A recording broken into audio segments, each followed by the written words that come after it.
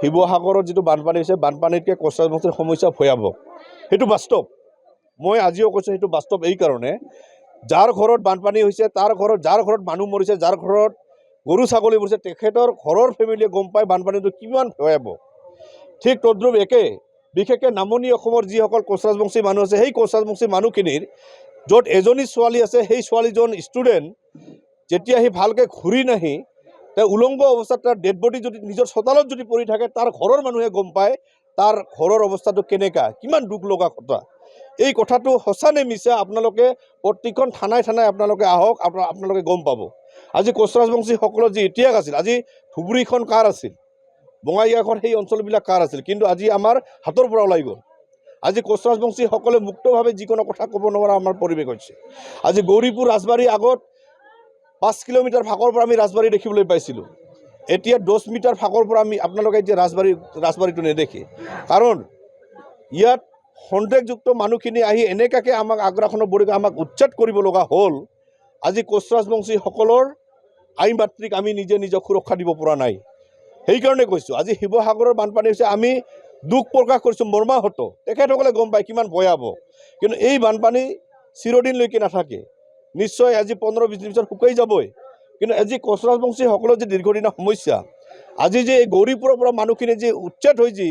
আগ্ৰাসনৰ বলি হৈ যি উঠি আহিব লগাত পৰি গ'ল তাৰ ঘৰত যি ছোৱালীজনৰ যি ৰেপ হৈ যি তাক পেলাই থোৱা হৈছে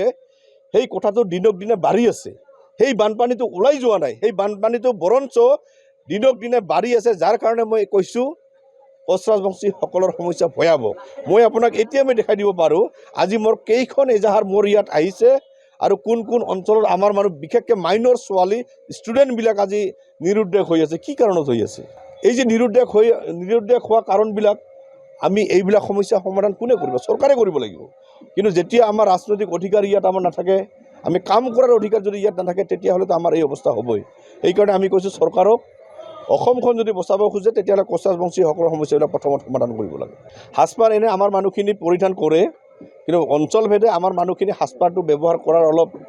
কোনোবা অঞ্চলত নকৰে সেইকাৰণে আমি কাটৰ অনুৰোধ জনাইছোঁ নিজৰ সাজপাৰ লৈ আপোনালোকে গৌৰৱ কৰক নিজৰ জাতিটোক লৈ আপোনালোকে গৌৰৱ কৰক লাজ কৰিব নালাগে আৰু নিজৰ জাতিক ভাল পোৱা নিজৰ সাজপাৰক ভাল পোৱা মানে বেলেগ জাতিক বেয়া পোৱা আৰু বেলেগ জাতিৰ সাজপাৰ বেয়া পোৱা এইটো কেতিয়াও নুবুজায় ভূপেন হাজৰিকা সেই কথাটো কৈ গৈছে গানৰ জৰিয়তে কোচৰাজবংশী অঞ্চলতো মাটি বেদখল বহুত হৈ আছে এই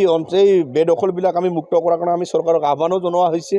কোনোবা ক্ষেত্ৰত হৈছে কোনোবা ক্ষেত্ৰত হোৱা নাই সেইবিলাকৰ উচ্ছেদ কেনেকৈ কেতিয়া কৰে সেইটো আমি চৰকাৰক আমি অফিচৰ মানে DC লগত কথা পাতি আমি কামবিলাক পৰ্যায়ক্ৰমে আমি আগবাঢ়ি আছোঁ নহয় যিবিলাক আমাৰ মাটি কোনোবাই দখল দিছে অবৈধভাৱে সেইবিলাক আমাক লাগিবই নিজৰ মাটি আমাৰ নিজৰ অঞ্চলত যদি মাটিখিনিক আমি সুৰক্ষিত কৰি ৰাখিব নোৱাৰোঁ তেতিয়াহ'লে আমি ক'ত বাচি থাকিম আমিতো যাব পৰাটো আৰু আমাৰ বেলেগ ৰাস্তা নাই নহয় নিজৰ অঞ্চলতে আমি বসবাস কৰি থাকিব লাগিব